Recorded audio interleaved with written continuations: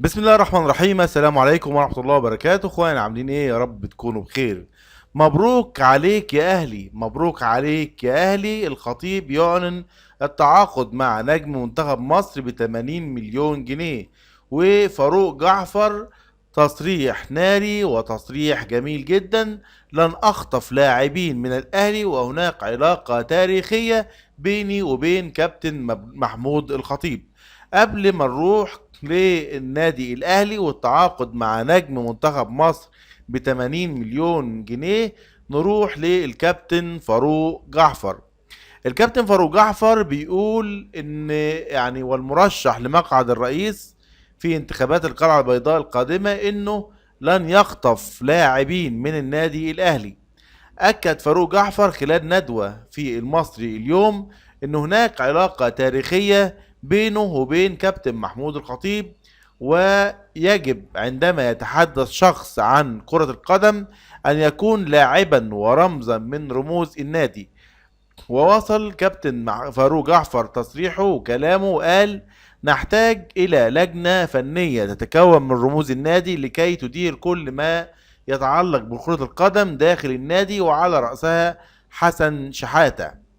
ومن المقرر إقامة انتخابات الزمالك 20 أكتوبر 2023 المقبل ضمن جدول أعمال الجمعية العمومية العادية للنادي.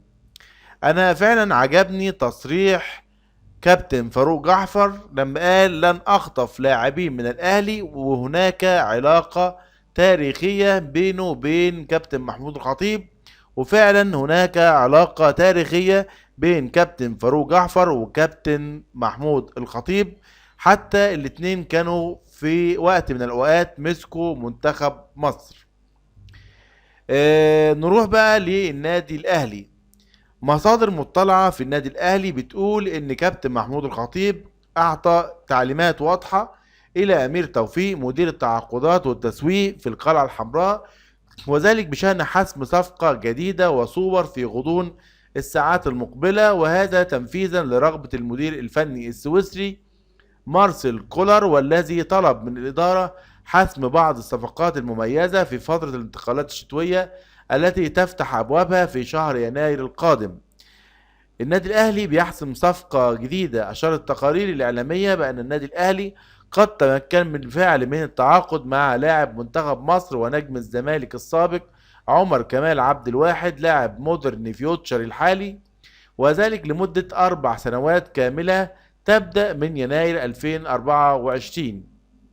وكشف مصدر مقرب من إدارة النادي الأهلي بأن صفقة التعاقد مع عمر كمال عبد الواحد قد تكلف خزائن الأهلي نحو 80 مليون جنيه تقريبا، مقسمة ما بين 40 مليون جنيه سيحصل عليها نادي مودرن فيوتشر للتنازل عن خدمات اللاعب، ونحو 40 مليون جنيه مجموع رواتب اللاعب خلال مدة العقد بالكامل، أي نحو 10 مليون جنيه في الموسم. وكان المصدر قد أكد بأن الأهلي سيحاول تقليل قيمة تلك الصفقة عن طريق إضافة لاعب من صفوف الفريق الأول ضمن الصفقة، من أجل إجبار فيوتشر على الموافقة على بيع اللاعب مقابل مبلغ أقل من 40 مليون جنيه. في السياق ذاته نادي الزمالك بينافس الأهلي على صفقة الموسم. قالت تقارير إعلامية نقلا عن مسؤولين في نادي الزمالك بأن الأخير قد حاول التعاقد مع اللاعب عمر كمال عبد الواحد خلال الفترة الحالية، ولكن يبدو بأن اللاعب يملك اتفاق مبدئي مع الأهلي بشأن انتقاله إلى القلعة الحمراء. وكان عبد الواحد قد وقع من قبل لصالح نادي الزمالك عندما كان لاعبا في صفوف المصري، ولكن الصفقة لم يكتب لها النجاح وقتها بسبب مشاكل وأزمات الفارس الأبيض ووقفه من القيد. كل التهنئة لعمر كمال عبد الواحد لو انتقل للنادي الأهلي، كل التهنئة للنادي الأهلي. صفقة جيدة، صفقة جميلة جدا. في نفس الوقت كل التقدير والاحترام لكابتن فاروق جعفر، اللي طبعا بيأكد على علاقته الطيبة بالكابتن محمود الخطيب والنادي الأهلي. نشكركم والسلام عليكم ورحمة الله وبركاته، ونتقابل في فيديو آخر إن شاء الله.